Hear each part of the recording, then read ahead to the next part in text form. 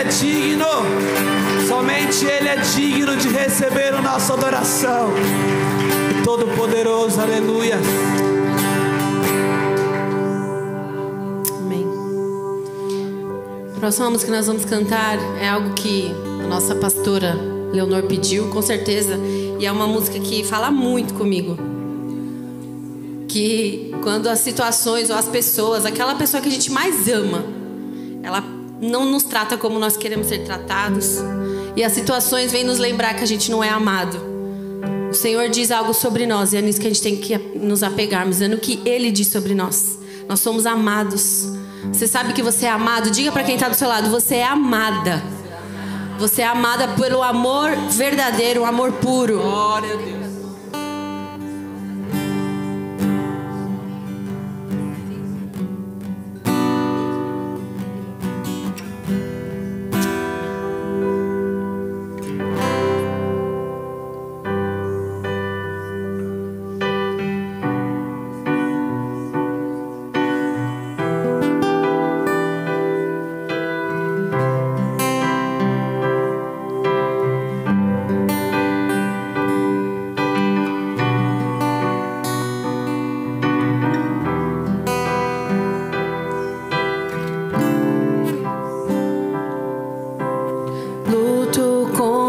Vozes que me dizem que eu não sou capaz.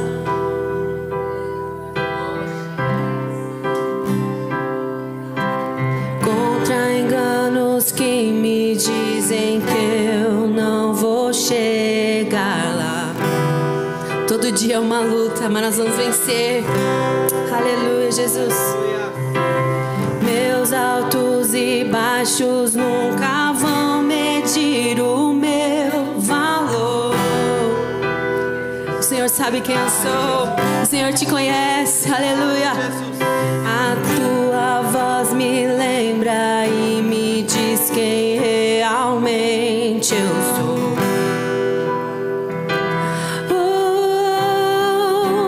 Diz que amado sou, sem que eu me sinta assim. Diz que forte sou quando há fraqueza em mim.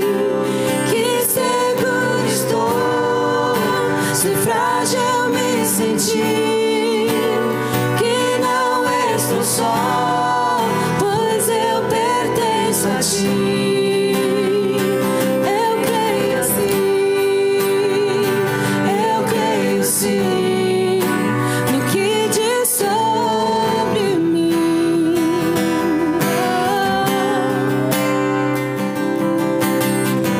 Tudo que me importa agora é que a tua voz me diz.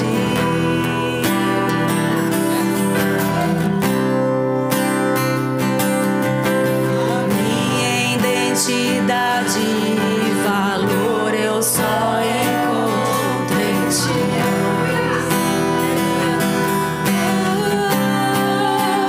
Diz que amado sou, sem que eu me sinta assim.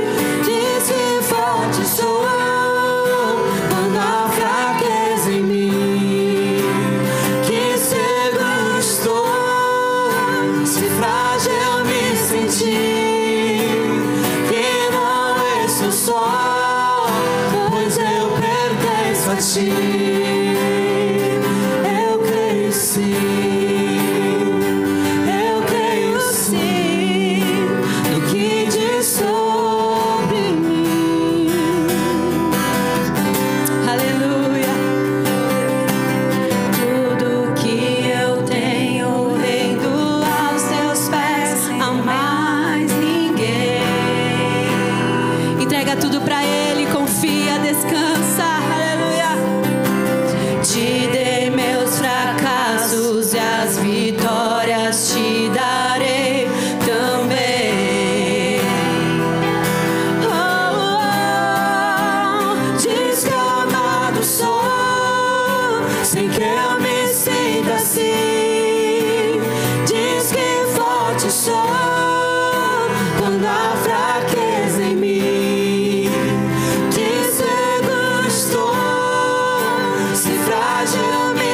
sentir que não estou só, pois eu pertenço a ti. Ele diz que amado sou, sem que eu me sinta assim.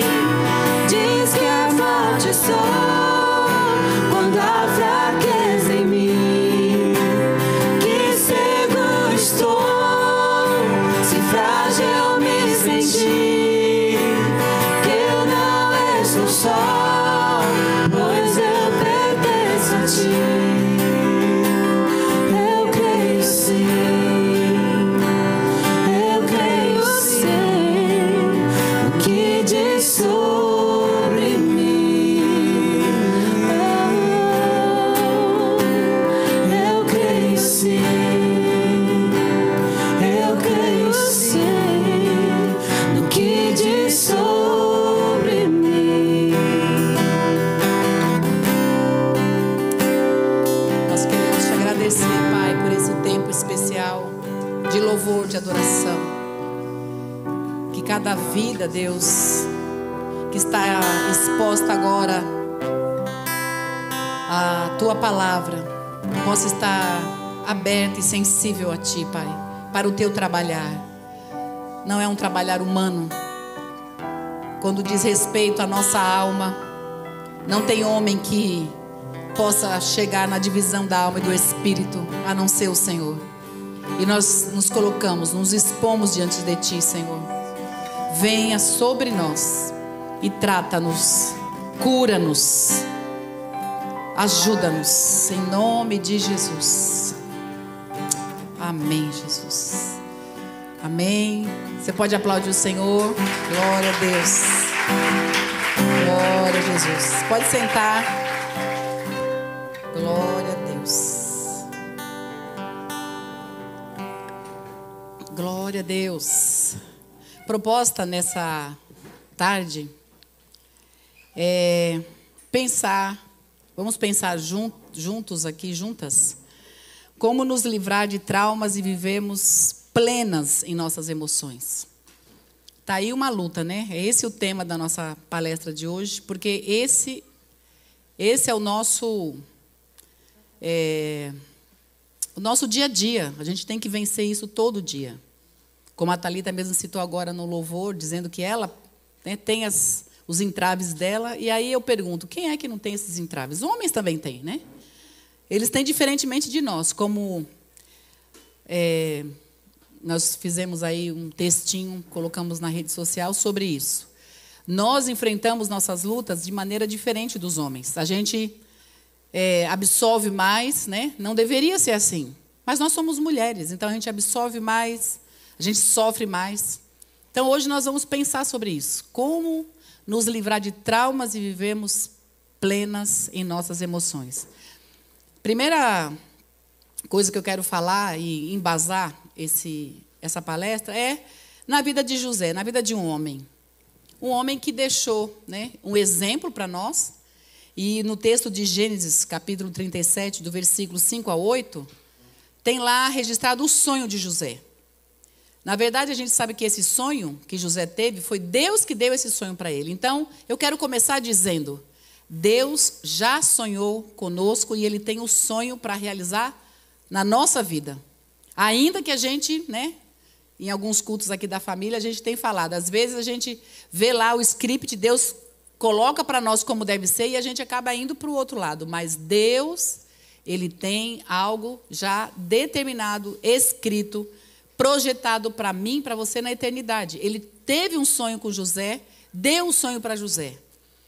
E às vezes a gente tem os nossos próprios sonhos, mas que o Senhor nos ajude a sonhar os sonhos de Deus. Amém? E esse texto, amém? Então tá bom. Esse texto de Gênesis 37, esses versos que nós vamos ler, 5 a 8, está falando exatamente o que aconteceu com José. Jacó amava José mais que a qualquer outro de seus filhos, pois José havia nascido quando Jacó era idoso. Por isso, certo dia, Jacó encomendou um presente especial para José, uma linda túnica.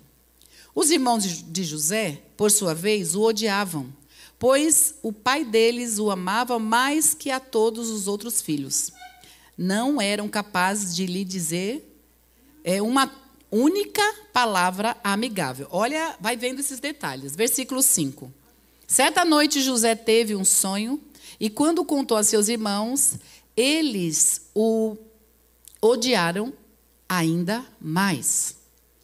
Ouçam esse sonho que tive, disse ele. Estávamos no campo amarrando feixes de trigo. De repente, meu feixe se levantou e ficou em pé. E os seus feixes se juntaram ao redor do meu e se curvaram diante dele. Seus irmãos responderam: você imagina que será nosso rei? Pensa mesmo que nos governará?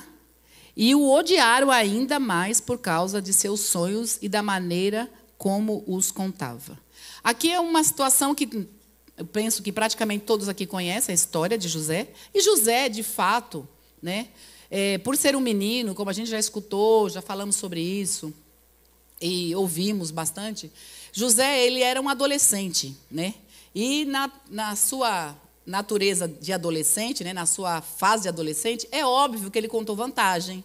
É óbvio, né, que Deus deu para ele, mas é óbvio que ele, por ser menino, ele não era um homem maduro, ele saiu falando, se gabando.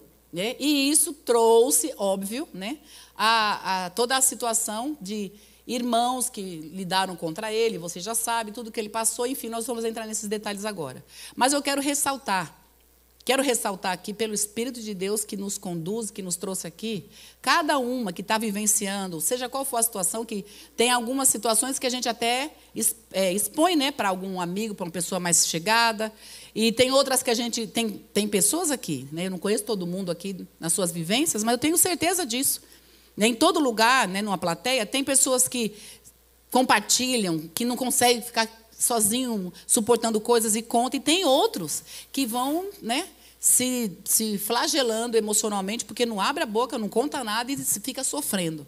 Mas tanto para uma pessoa como para outra, eu quero dizer uma coisa: todos nós, é óbvio que qualquer coisa que a gente possa se destacar, que seja o sonho de Deus, que seja o desejo de Deus para a nossa vida, sem dúvida nós vamos ter pessoas inimigas. E às vezes o inimigo acaba sendo, né, a pessoa de dentro de casa. Em outros casos, não. Então a gente tem que estar preparado para isso. Eu quero perguntar uma coisa: vocês vieram aqui para ouvir palavra de derrota ou palavra de vitória? De vitória. Então eu quero dizer para vocês, se vocês estão preparados, e eu também, graças a Deus, né? Nós todos estamos nos preparando cada dia para ter vida de vitória, nós temos que nos preparar também para ter inimigos. E aí, é aí que as coisas ficam difíceis, né? Dentro das palavras que a Thaís até citou. Às vezes a gente espera que alguém que seja próximo nosso, né, ou dentro de casa ou fora, que sejam aqueles que nos incentivam, e exatamente porque são próximos de nós, vem e faz o quê? Puxa o tapete. Em vez de nos ajudar, às vezes isso é inerente do ser humano. Mas Deus está nos dizendo nessa tarde, inicialmente aqui, que Ele tem sonhos conosco, que as coisas que Ele deseja, que Ele sonhou na eternidade, está na mão dEle para acontecer, embora tenhamos dificuldades nossas internas e também tenhamos dificuldades externas. Mas o que Deus tem é preparado e é seu, é meu, se a gente permitir que Ele faça. Amém? Então vamos lá. Nós estamos falando aqui sobre algo que é muito, para mim é muito, muito, muito especial. Quando eu falo que na eternidade Deus já projetou a nossa vida, que Ele sonhou conosco. Por que eu gosto de falar isso? Porque é a realidade, mas eu sempre, quando eu conto isso, eu comento, eu gosto de pensar que um dia, eu estava naqueles dias que a gente tinha os cultos aqui, que a gente ungia, né? Ficava os pastores ali na frente, e eu junto com os pastores ungindo pessoas, veio um rapaz. Esse menino, esse rapaz, está até hoje com a gente, já tem alguns anos que aconteceu isso, e está se destacando, inclusive. E Deus me mostrou, enquanto eu colocava a minha mão, ungia ele, e eu coloquei minha mão na cabeça dele, o Espírito Santo fez eu ver nuvem, o céu, aquela coisa eterna que a gente olha para o céu de um lado e para o outro, não acaba, né? E o Senhor fez eu ver o céu, e o Senhor permitiu eu ouvir, é como se eu tivesse ouvido o Senhor falar. O Senhor falou exatamente, quando eu orava por ele, assim: eu já projetei na eternidade a vida, sua vida. E Deus foi falando e eu fui orando isso. Porque é o Espírito Santo que ora através de nós. A gente não sabe orar, né?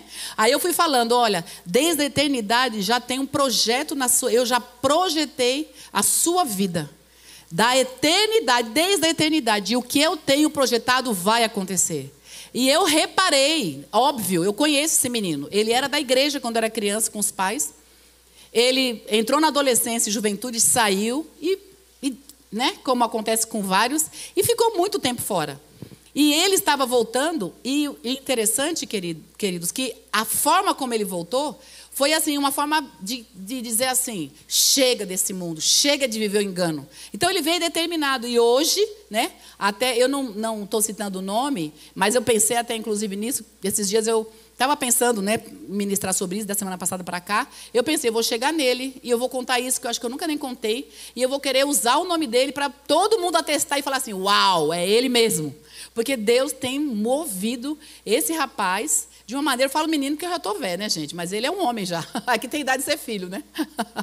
Mas ele é, assim, alguém que está se destacando para a glória do Senhor. Então, eu gosto de falar, na eternidade, Deus já tinha um projeto, Deus já projetou a sua vida e a minha vida. Nós não estamos aqui por acaso, nós não somos obra do acaso, nós não viemos...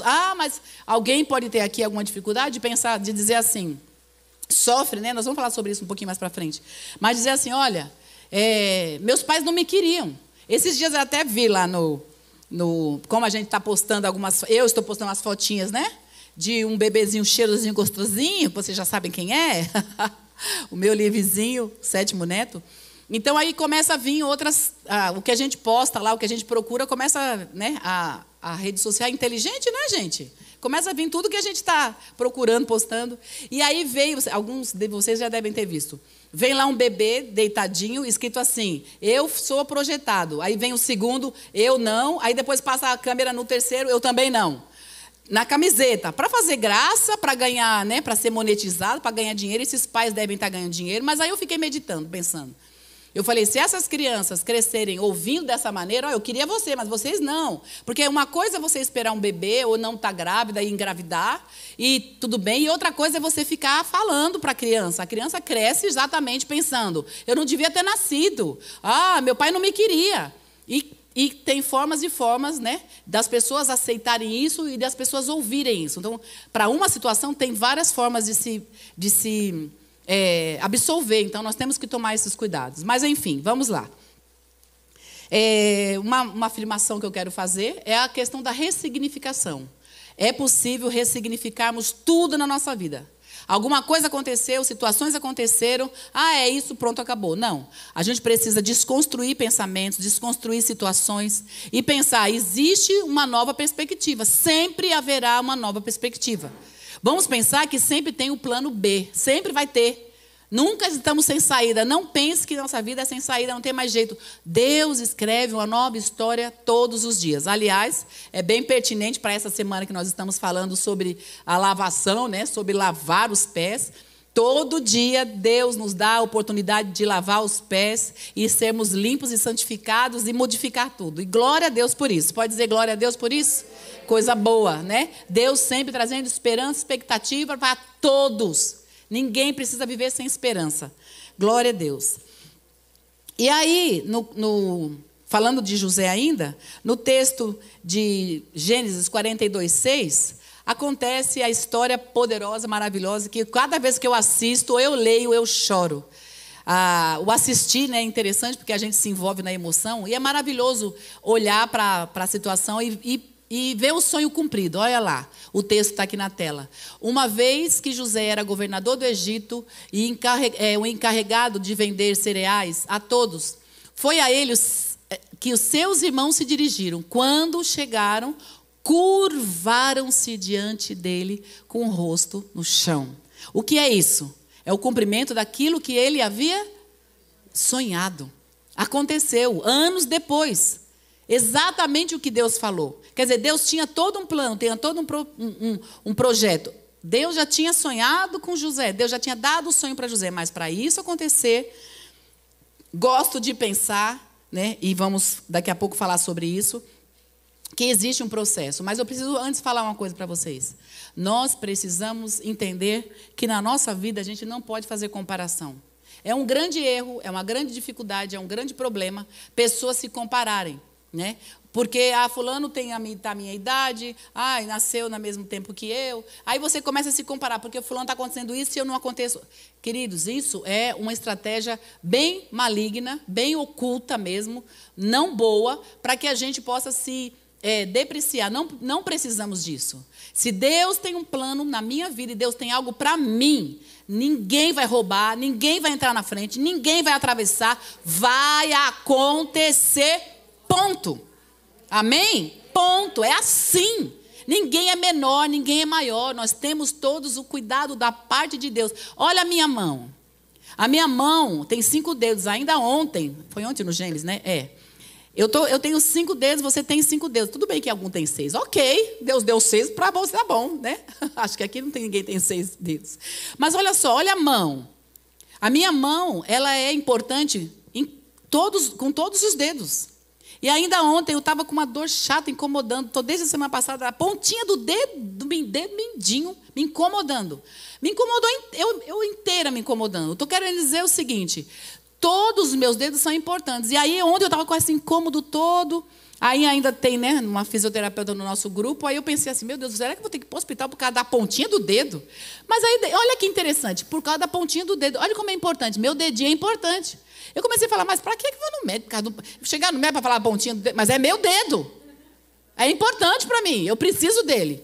E aí eu falei assim, não vou no médico nada, deixa eu falar com ela aqui. Aí ela falou, fez umas massagens, fez uns comentários lá e tudo mais. Mas olha a mão.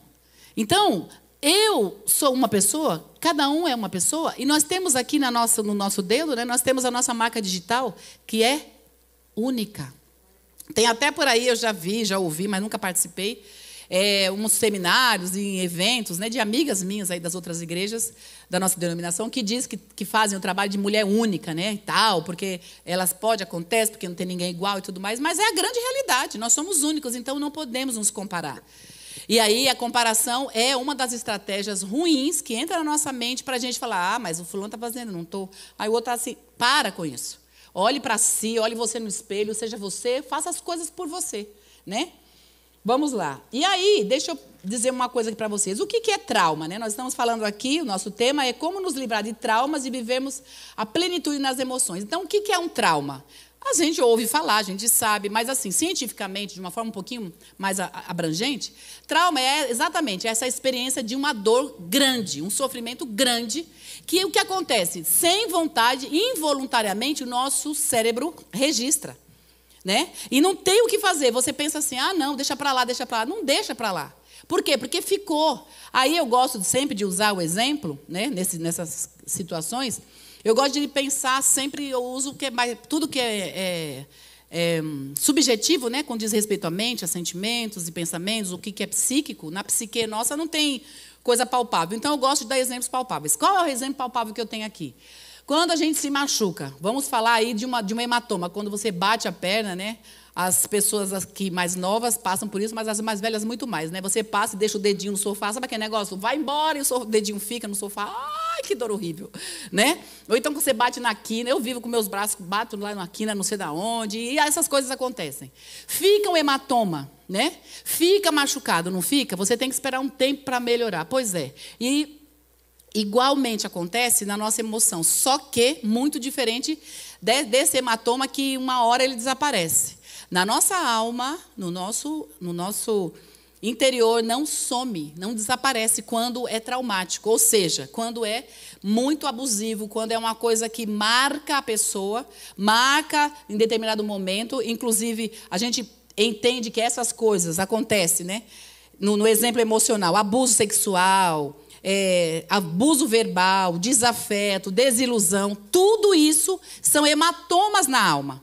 Então, essas coisas, quando acontecem, você vai falar assim, o abuso sexual foi no corpo. Então, foi no corpo.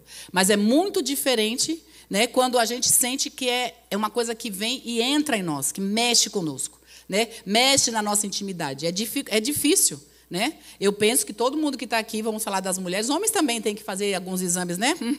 Mas as mulheres que estão aqui sabem muito bem que a gente tem que fazer alguns exames um pouco mais íntimos, que é desagradável. Ninguém vai lá, que delícia, estou feliz, estou amando que eu vou. Quando que é isso? Isso não existe. né? A gente não gosta. Por quê? Porque nós temos a nossa intimidade, nós temos a nossa individualidade. Então, pensem uma situação de um abuso, de alguém que agride você no seu corpo, mesmo que não seja um ato sexual até o final.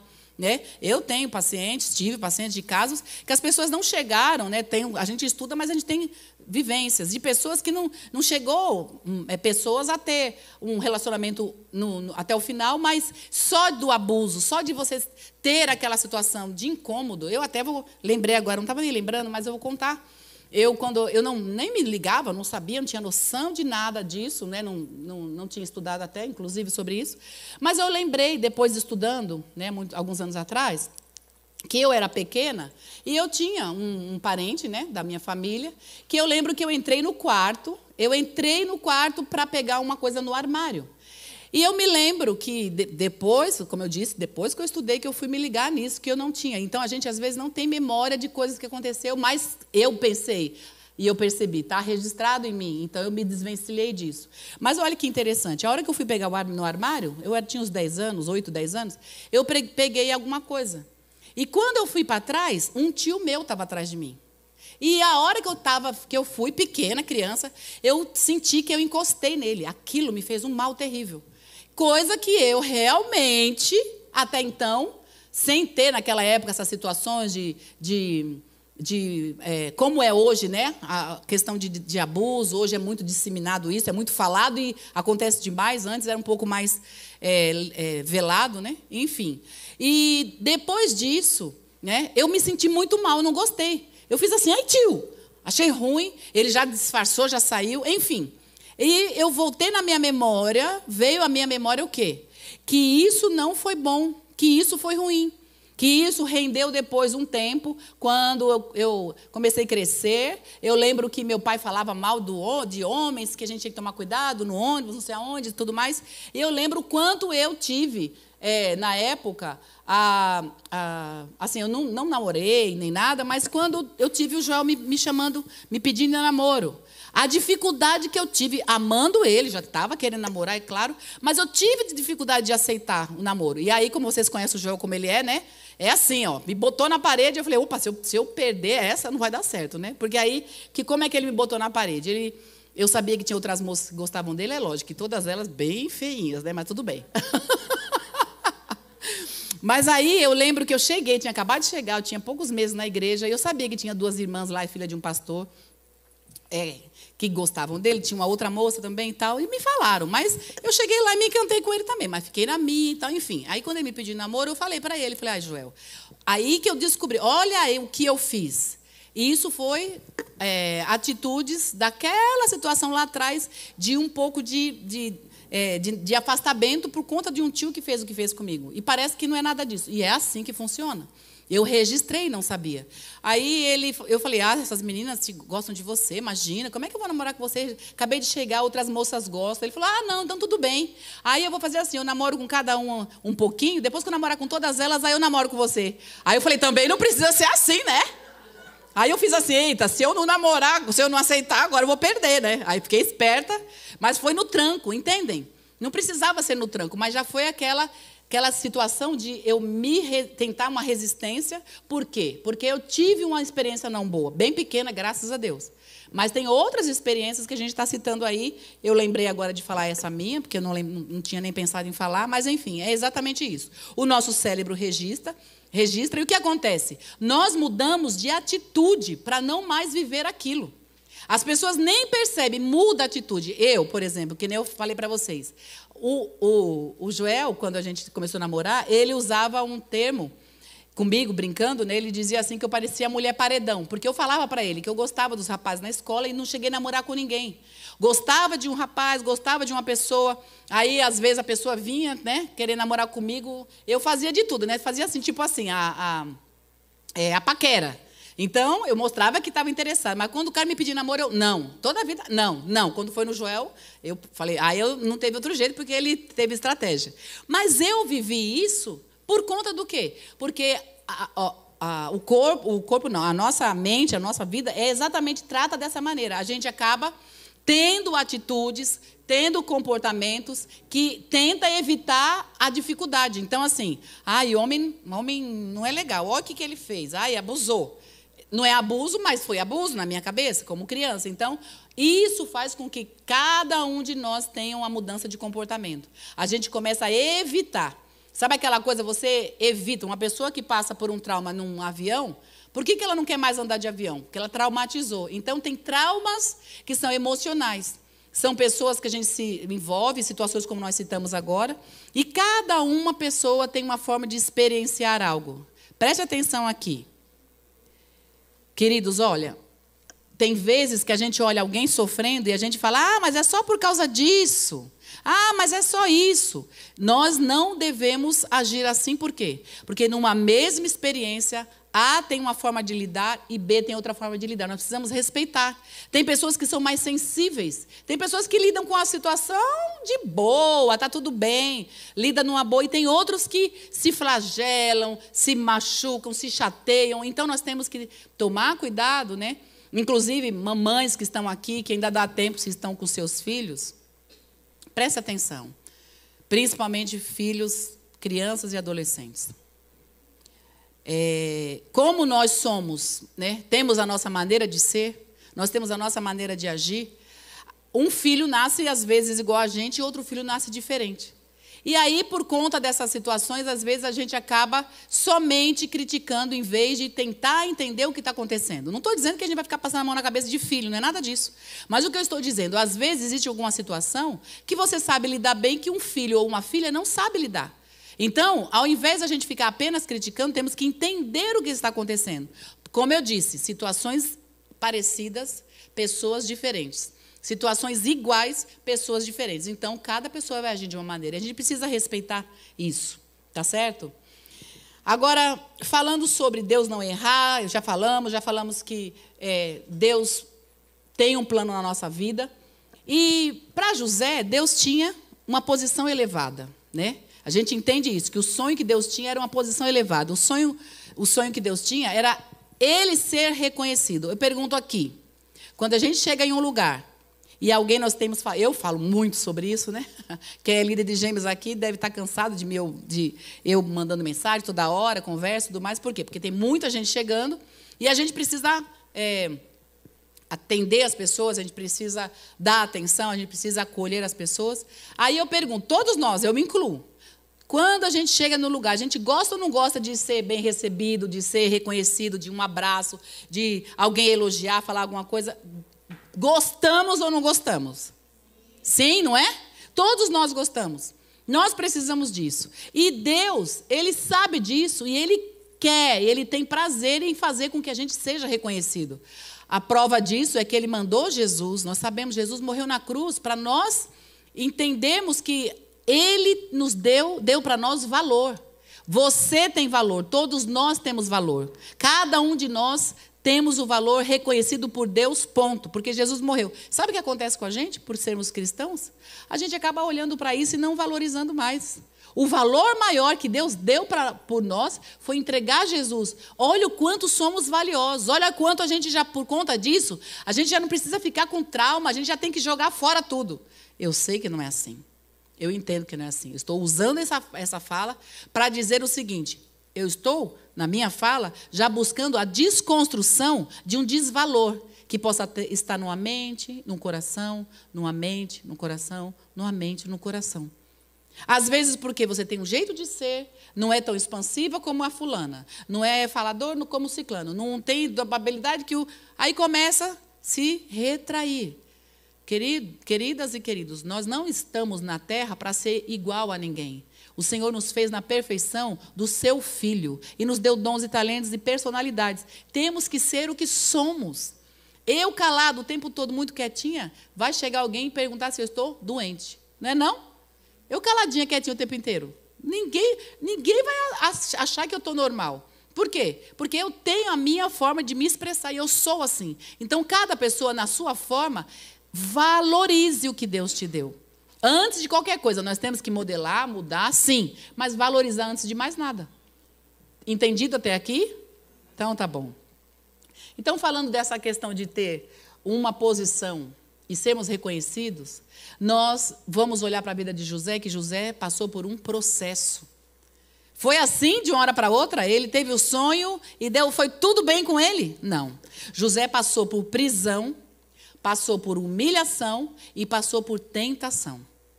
E a humilhação a gente pode colocar assim, ó, antes, durante e depois, o tempo todo. Porque depois quando ele foi humilhado, que ele foi vendido, depois que ele foi preso por conta dos irmãos dele que entregaram ele, venderam, e ele foi aprisionado, né, lá na casa do Potifar, na casa de um homem grande e tal. O que aconteceu com ele?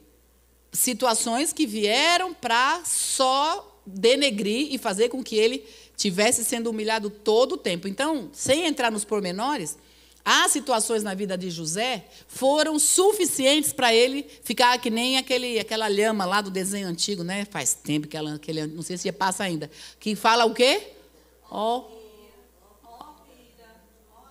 Ó azar, ó dor, ó vida, e fica lá se lamentando. Eu pergunto, José tinha tudo para viver exatamente nessas lamúrias, porque tudo foi dando errado. Mas está aí a explicação de Deus, está aí o cuidado do nosso Deus de nos permitir pensar que mesmo no meio de tudo isso, no meio de tantas dificuldades que hoje você pode estar passando nesse momento. Essa semana, você ouviu uma palavra maravilhosa e você está aí pensando assim, mas eu estou com a minha vida em dia, eu estou lavando meus pés, eu estou cuidando do que eu devo fazer, e eu estou sendo só perseguida no trabalho ou na igreja, seja lá onde for, em minha família. Você pode chegar aqui pensando nisso. Olha, isso é nada mais, nada menos que o processo. José passou pelo processo. Nós estamos vivendo um processo. Para toda bênção, para toda situação boa, para todo reconhecimento, assim como José teve o reconhecimento, para uma posição elevada, para você entrar em uma posição elevada, reconhecida, você não entra de uma hora para outra. Tem que ter processo. Porque, olha só, o que acontece, às vezes, e muitas vezes, eu vou me lembrando agora, veio na minha mente também, uns anos atrás, antes da pandemia, né, a nossa família sempre viaja junto para passeios nas férias e tal, e fomos para um hotel, e não me lembro agora, acho que Maceió, sei lá onde que foi, assim, tudo top, parecia na foto tudo top. Quando chegamos lá, meus irmãos, um hotel super, assim, a estrutura mega, maravilhosa, muito lindo, assim, toda a questão de estrutura, de móveis e tudo mais. Só que não. A gente chegava mais perto e estava vendo lá tudo destruído. Os apartamentos, a porta às vezes não fechava. Eu tomava banho e ficava com o meu pé dentro da água, o apartamento enchia de água. Só para vocês fazerem ideia. Eu estou contando isso por quê? Porque foi um dos hotéis, eles falaram na cidade na época, um hotel top que ia as autoridades para lá, quando saía governadores, não sei o que, se hospedava lá. Só que o dono morreu e ficou os filhos. E os filhos fizeram o quê? Não administraram, destruíram. Então, que aspecto que eu quero trazer aqui para vocês compreenderem e entenderem? Nós estamos entendendo que o processo na nossa vida, a gente tem que ter duração, a gente tem que manter trabalhando. A nossa vida é um processo, a gente não pode deixar de olhar as coisas que tem para fazer. Então, usando esse exemplo, olha só, tinha alguém que pagava o preço. Tinha alguém que foi renomado, que o hotel na época era famoso, conhecido, gente famosa ia lá se hospedar, mas como era o trabalho daquele antigo dono? Ele vivia na boa? Ele deixava para lá? Não. A partir do momento que entrou outra geração de filhos que não administraram, colocou tudo a perder.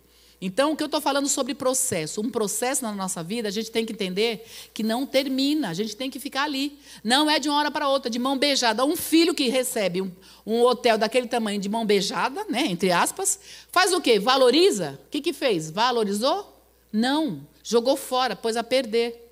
Então, nós entendemos que o Senhor não vai colocar um José na posição de ser o estadista, né, depois, a segunda autoridade depois do faraó, sem passar pelo processo. Você não está passando situações difíceis, de bobeira, sem Deus estar vendo. Deus está vendo tudo. Deus sabe o que faz e Ele sabe os sonhos que Ele tem com cada um de nós. Amém?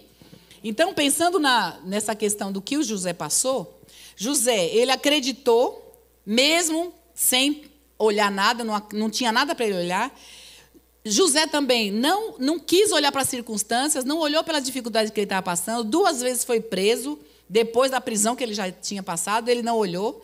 E uma coisa bem importante que eu acho que aqui, entre outras coisas, isso é muito forte, não perder o foco.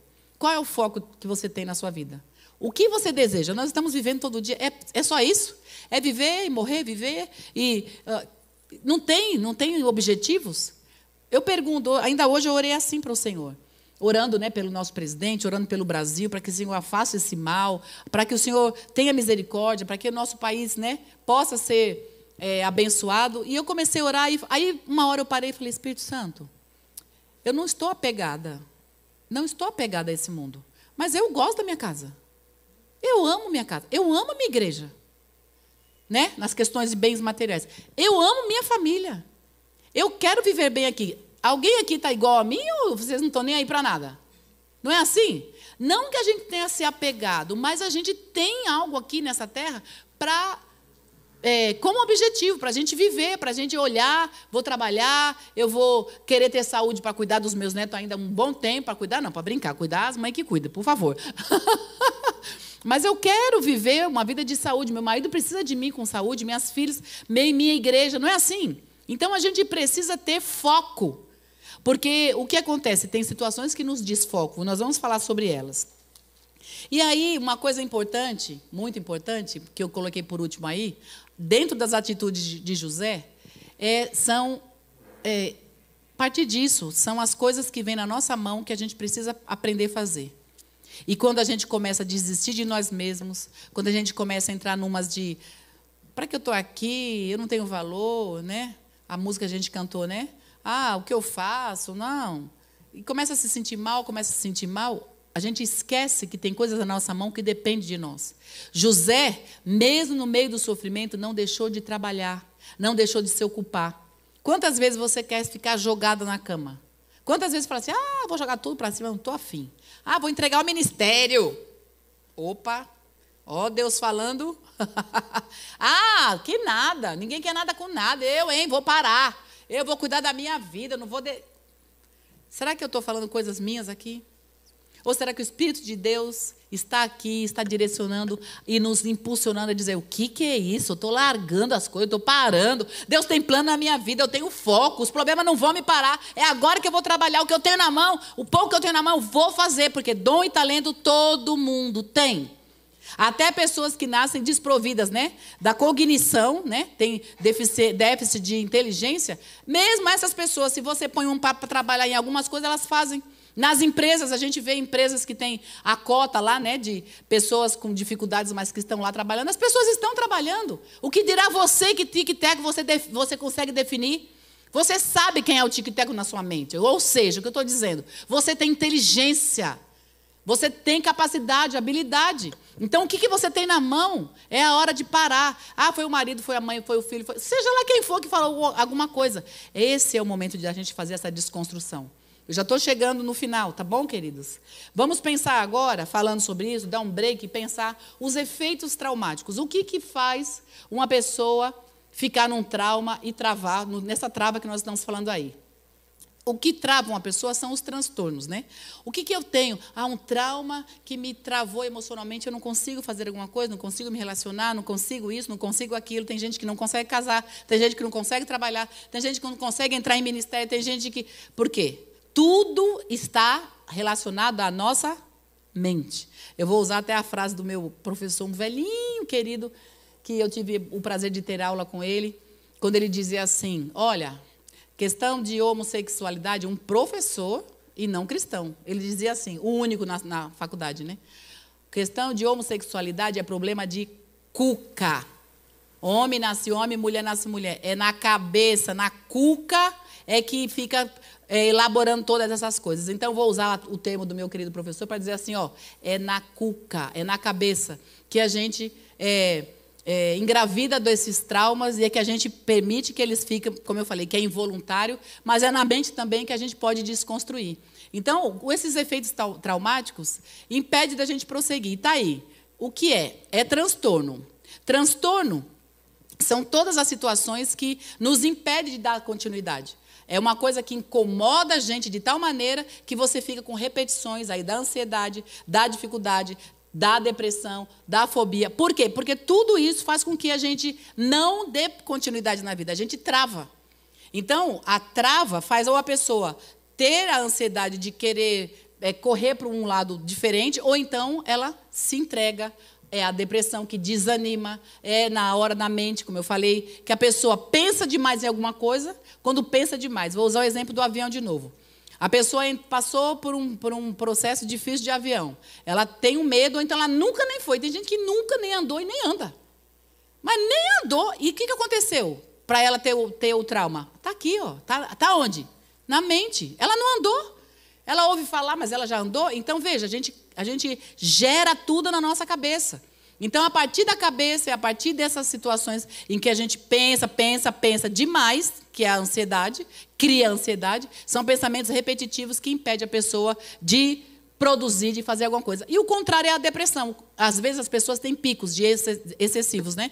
Vai num pico, vai no outro, na depressão e na ansiedade. E existe isso, é comum. Tem gente que fala que está depressivo, aí alguém fala assim, parece que está depressivo, mas está trabalhando, está fazendo, está acontecendo. Pois é, porque ela tem picos. Tem pessoas que conseguem conviver com a gente, trabalhar com a gente, andar com a gente, até cantar no louvor com a gente e está depressivo. Por quê? Porque ela está lá, produzindo. Daqui para fora. Dentro está estragando, dentro está precisando de ajuda. Mas o Senhor nos trouxe aqui nessa tarde para dizer o seguinte: eu estou aqui para fazer tudo novo, por dentro e por fora. Eu posso fazer. É por isso que está sendo exposto aqui para nós. Amém, queridos? Então, aí falando aqui ainda de fobia. Fobia também entra por essas questões que eu acabei de falar, entre outras, né? É mental. A pessoa não entra no elevador porque ela acha que o elevador vai cair. Ela já caiu alguma vez no elevador? Não. Mas ela fabricou na mente dela. E acabou, e ficou. Então, tem situações que vão ficando. E se a gente não fala, espera aí, não vai acontecer nada. O que eu estou pensando? Você mesmo, porque não adianta, tudo bem. A gente tem a questão, né, da psicoterapia, que tem a questão da desconstrução, que ajuda. Tem pessoas que realmente precisam de um outro para caminhar dessa maneira. Mas nós mesmos, queridos, nós mesmos podemos fazer isso, porque, afinal de contas, nós podemos ser aquele ser pleno que o Senhor permite, que temos o Espírito Santo de Deus na nossa vida. É que, às vezes, a gente usa não vou falar o termo usar, mas, às vezes, o Espírito Santo está do nosso lado e a gente está, né? Poxa, mas a gente tem o Espírito de Deus, que é poderoso para fazer tudo, mudar o raciocínio, entrar na mente, quebrar essas algemas, quebrar essas argolas que estão tampando a gente e tirar tudo. É possível, mas é quando a gente permite. Deus não faz.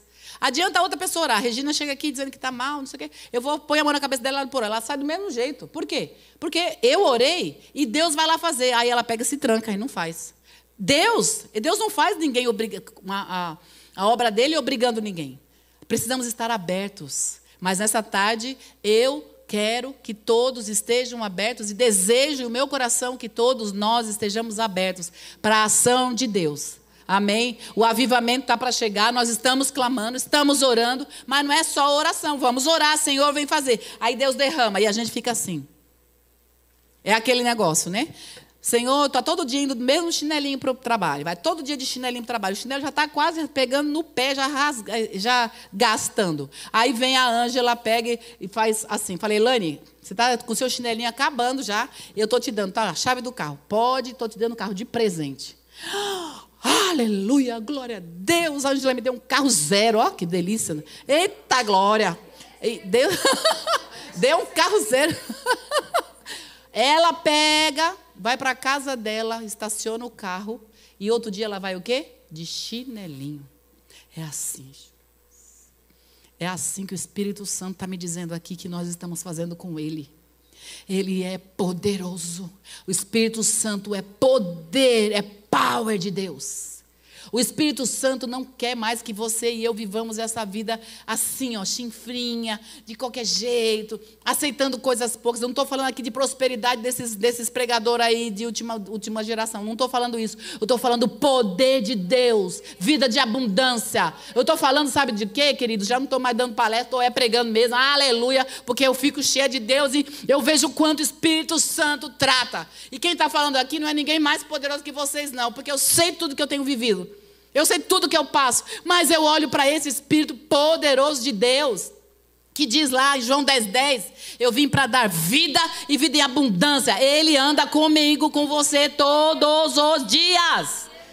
Ele anda com a gente todos os dias. De manhã, de tarde, de noite, enquanto a gente está dormindo, Ele está lá.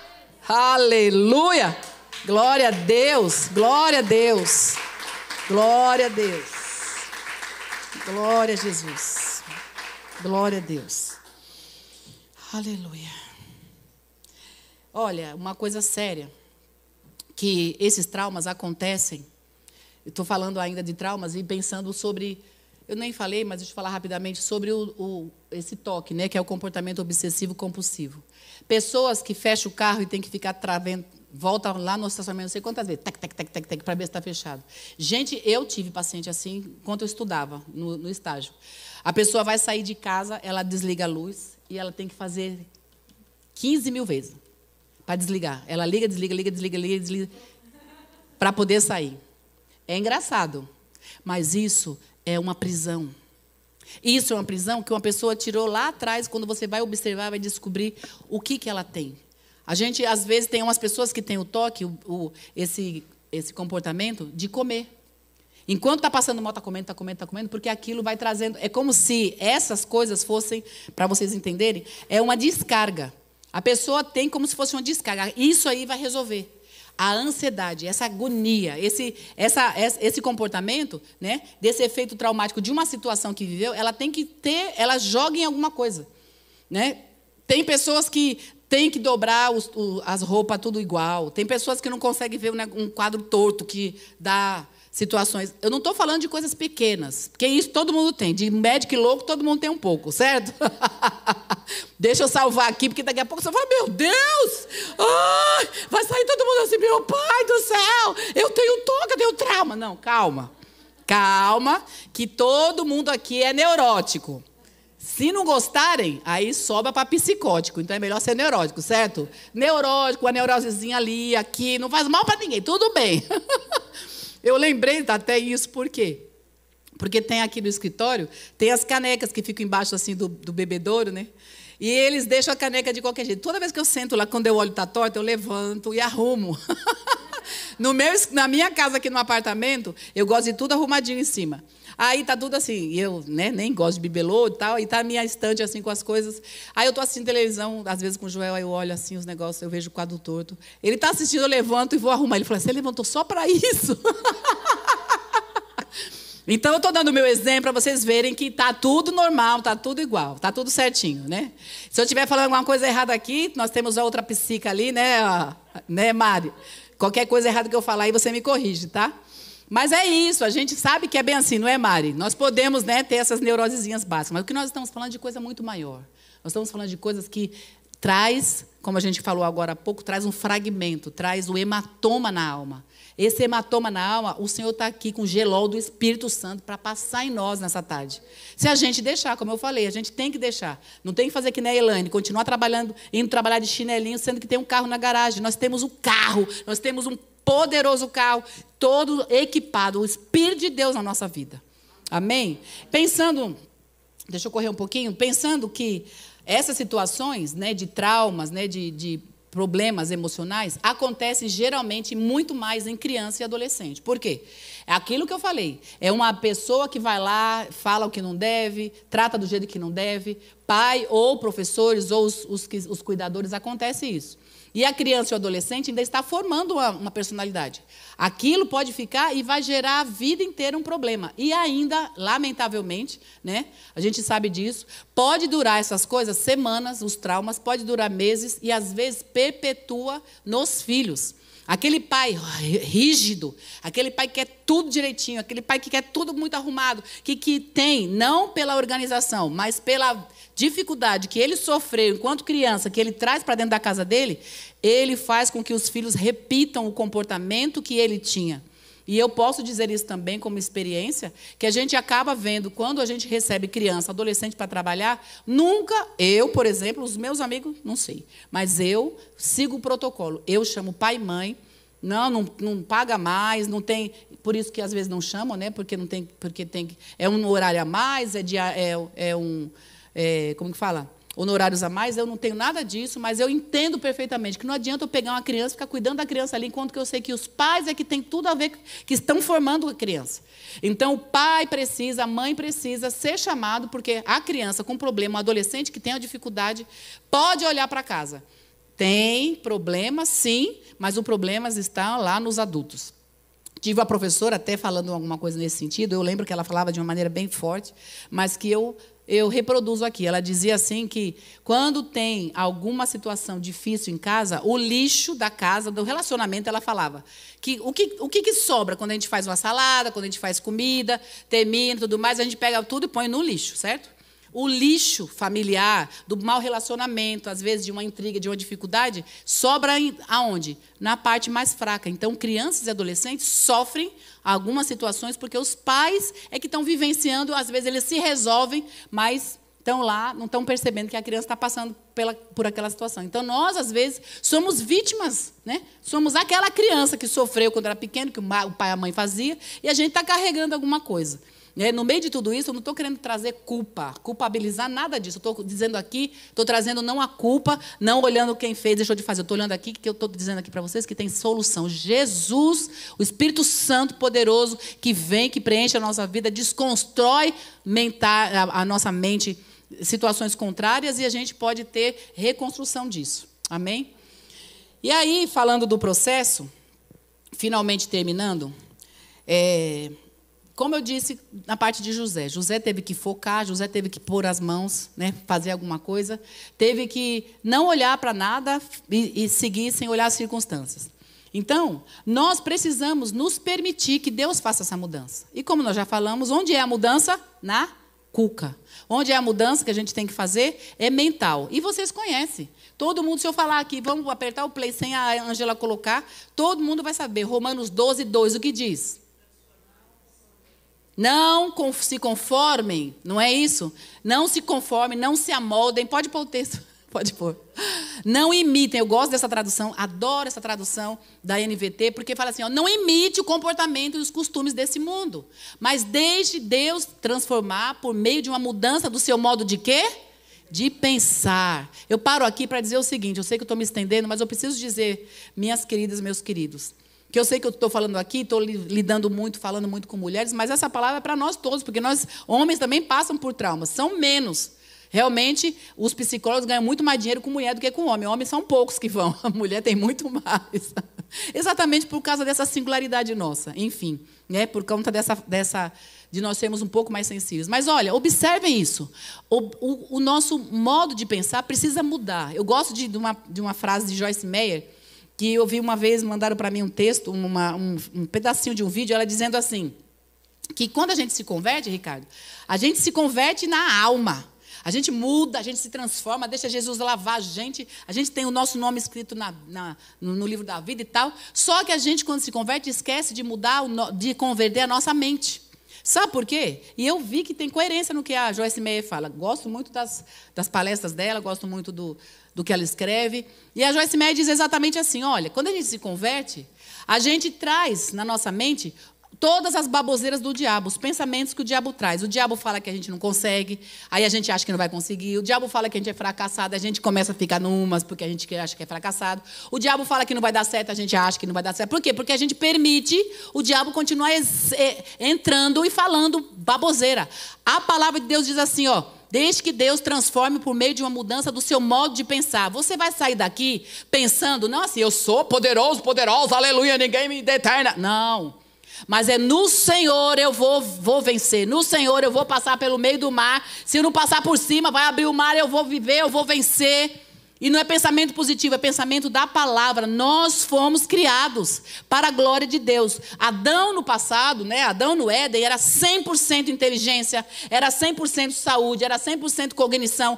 Tudo que ele fazia prosperava. Eu e você temos o segundo Adão, poderoso Adão, Jesus Cristo, morando em mim, morando em você. Não tem diabo que impeça qualquer coisa que Deus colocar nas nossas mãos para fazer. Me permita, me desculpem eu sair do prumo aqui, perder toda a minha compostura, mas o Espírito de Deus, eu estou sentindo um power de Deus aqui tremendo. Mãos, levanta a mão, levantem a mão de vocês. A mão que nós temos, Deus nos deu para curar. Deus nos deu mão para abençoar.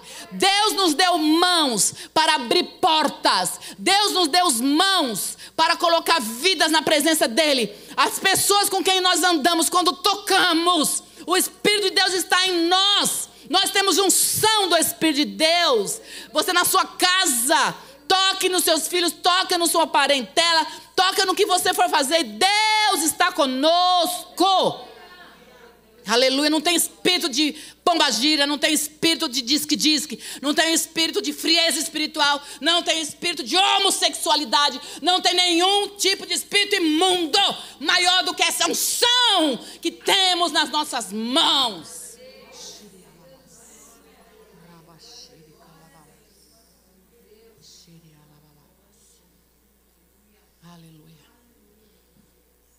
Deixem que Deus transforme por meio de sua mudança do modo de pensar. Você é mais que vencedor. Eu sou mais que vencedora. Se abusaram, se estragaram a gente, se jogaram a gente fora, se disseram que a gente não presta, se jogaram um monte de lixo na nossa mente, o Senhor está recolhendo todo o lixo falado e jogando bem longe. No nome de Jesus. Aleluia. Lamento, mas vocês não vão dizer que participaram de uma palestra. Só que não é palestra. Aleluia. Aleluia. Aleluia. Em Gênesis 44 e 45, nós não vamos ler, são os 2 capítulos. José se mostra vencendo. Ele venceu por meio de um processo. Qual foi o processo? Ele não parou, ele não titubeou, ele acreditou, ele focou e ele trabalhou. Ele foi em frente. Ele foi em frente. E lá o texto simplesmente só está dizendo que tudo que ele fez, tudo que ele prosperou, ele trouxe toda a família dele para se beneficiar da bênção que estava sobre a vida dele. Deus o reconheceu, deu reconhecimento, Deus deu posição para ele. E Deus está aqui para nos dar reconhecimento e posição. Deus nunca está alheio ao que estamos vivenciando, o que você está passando, lá na sua casa, lá no seu cantinho, que às vezes não abriu a boca. O papai está dizendo aqui, filha, filho, eu estou vendo. Aleluia, aleluia, aleluia. José não fugiu do processo, não fuja. Se você hoje é uma fugitiva, é um fugitivo, o Senhor está falando assim, não precisa falar para ninguém, apenas volte, porque eu sei o que está acontecendo. É o Senhor falando. Aleluia. Bom, nós vamos falar de um personagem e agora vamos encerrar. Tem um personagem que eu, sinceramente, não lembro aqui na minha memória, da gente ter ouvido falar sobre ele. Mas o Senhor já nos levou a pregar muito tempo atrás sobre ele e já ouvi em congressos também. Mefibosete. Quem sabe, não precisa dizer, mas quem sabe quem é Mefibosete? 1 mão, 2 mãos, 3 mãos, 4, 5, 6, 7, não são todas. Aquele lado de lá todinho, ninguém sabe quem é Mefibosete. E ó, a professora de escola bíblica não sabe quem é Mefibosete. Por quê? Porque não é um personagem muito falado.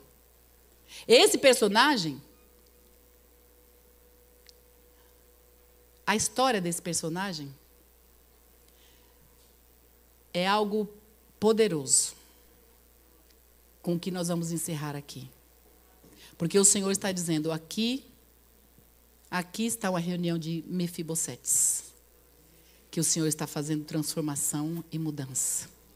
A vida de Mefibosete vai estar aí na tela, segundo o livro de Samuel, capítulo 9. Mefibosete era filho de quem, tia Sueli? Viu como ela sabe? E o texto de segundo livro de Samuel, capítulo 9, versículo 3, diz assim: Então o rei, que é Davi, perguntou: resta alguém da família de Saul? Se resta, gostaria de mostrar a bondade de Deus para com ele. Um dos filhos de Jonatas ainda está vivo, respondeu Ziba. Ele é aleijado dos 2 pés. Nós vamos entrar nos detalhes aqui, depois, se você quiser, conhece a história. Mas ele, ainda quando era criança, teve toda uma situação que ele caiu e quebrou os 2 pés. Então, ele vivia, né, aleijado. Ninguém olhava para ele, vivia no chão. O tempo inteiro no chão. E Davi tinha uma dívida de amor, de carinho, porque ele sempre gostou de Jonatas. Jonatas morreu. Depois que tudo aconteceu, Davi queria fazer alguma coisa, porque Davi era rei. Lembrem, vamos lembrar disso, Davi era o rei. E como rei, com todo o poder, ele queria ainda beneficiar essa família. E ele disseram, tem um filho dele, tá bom. E aí falaram, tem um filho, e esse filho é acidentado, ele é pequeno, ele está no chão, ele vive, né, naquela época ainda se arrastando. Imagina, ele era cheio de poeira, ele se sentia muito mal. E aí o texto diz, no versículo 3, a gente lê sobre esse acidente. No versículo 4, diz aonde ele morava, que morava em Lodebar. Onde ele está? Davi pergunta. Aí Ziba responde, em Lodebar, na casa de Maquir, filho de Amiel. Sabem o que significa Lodebar? Cidade, lugar estéril. Olha um homem acidentado, aleijado, se sentindo, né? Todo mundo passava, ele tinha as pernas normais, ele caiu. E ele teve um acidente. Ele olhava para cima para olhar para as pessoas. Imagina, uma coisa difícil, não é? Pois é, ele morava em um lugar que era tido como cidade estéril, lugar estéril, lugar esquecido e também um lugar de desapego, um lugar de tratamento e um lugar temporário. E nós vamos ver por que é temporário. Guardem isso. Um homem aleijado, um homem sujo pelo chão, por mais que fosse que se limpasse, mas tinha que andar, não tinha aqui essas coisas assim, tudo arrumadinho, asfalto. Pensa naquela época. Vivia comendo poeira. Então, imaginem toda uma situação de humilhação. E ele, além de tudo, vivia numa cidade, num lugar esquecido, estéril. Mas quando pensamos que era um lugar estéril, quando pensamos que era um lugar esquecido, nós pensamos que Deus nos leva para lugares de tratamento. E quando a gente tem tratamento, tem tempo para começo, tem tempo para meio e tem tempo para fim. Amém? E no versículo 8, esse homem se sentia um nada. Tinha sentimentos pejorativos a respeito de si próprio. Olha o que ele fala no versículo 8. Mefibosete se prostrou e disse: quem é teu servo para que o Senhor mostre bondade a alguém como eu, que não vale mais que um cão morto? Olha o que ele pensava dele próprio. O Espírito Santo está aqui. Exatamente aqui, e não dizendo para mim, mas dizendo para você, que ele sabe o que é que você tem dito para ele, o que você se acha. Ah, mas eu? Quem sou eu? Por que eu? E aí entra na comparação. Ó, fulano, ó, ciclano, ó, beltrano. O Espírito Santo está aqui dizendo para mim. Não foi cão morto que você falou para Deus que você é, mas essa semana você falou alguma coisa desse tipo, pejorativamente. Se sentir para baixo, insignificante, incapaz, isso é inerência do ser humano. Luto.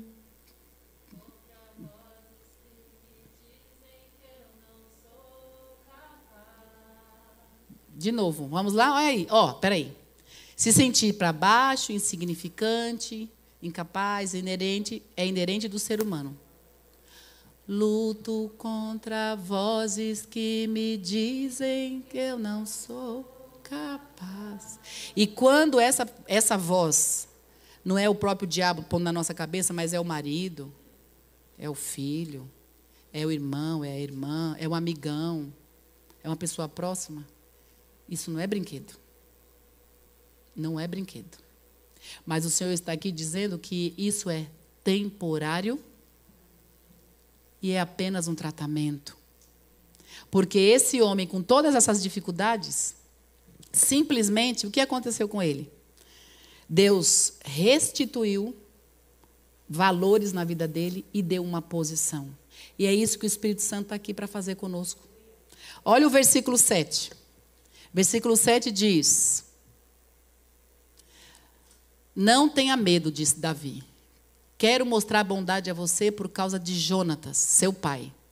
Eu vou lhe dar todas as terras que pertenciam ao seu avô Saul, e você comerá para sempre comigo à mesa do rei.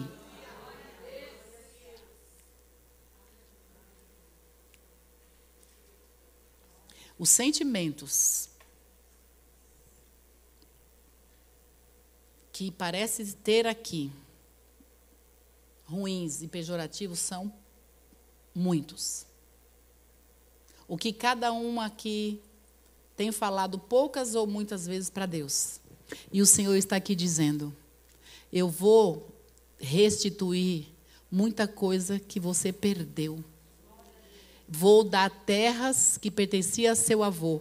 O que é que você tem que perdeu? O Senhor está aqui dizendo assim: o que Deus fez com José, Deus restituiu coisas, deu para ele reconhecimento. O Senhor, quando a gente se permite trabalhar na nossa cuca, na nossa mente, o Senhor restitui. Olha aqui, Deus sempre terá a posição elevada e de reconhecimento para todos que se colocam em suas mãos. E o versículo 11 diz: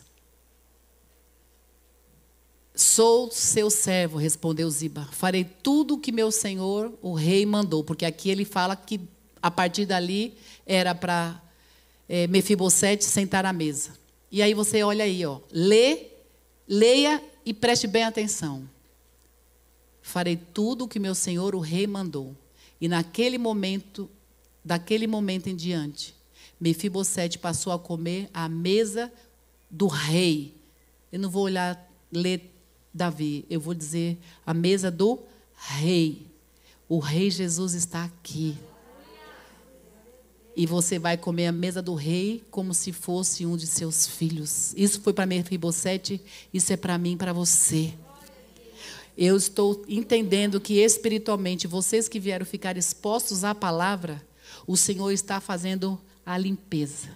O tempo de Lodebar, o tempo de ficar longe, ficar no lugar estéril, no lugar esquecido, Deus está retirando nessa tarde de nós. Amém? Agora eu quero orar por vocês. E nós temos mais um vídeo para vermos e depois nós vamos encerrar. Pai, eu quero agradecer a Ti por essa tarde. Quero te agradecer porque